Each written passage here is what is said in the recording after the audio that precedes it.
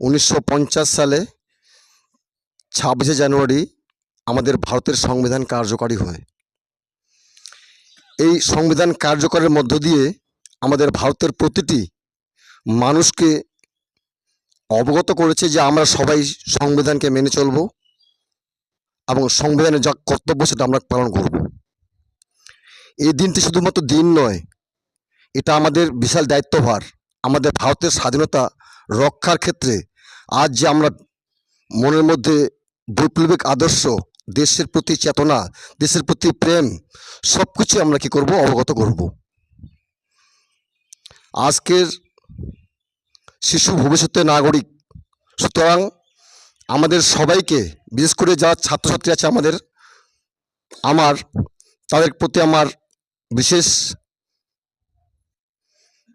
আহ্বান যে তারা সবাই যেন দেশের সংবিধান মেনে চলে এবং দেশের প্রতি যে ভালোবাসা তার প্রতি যেন শ্রদ্ধা করে।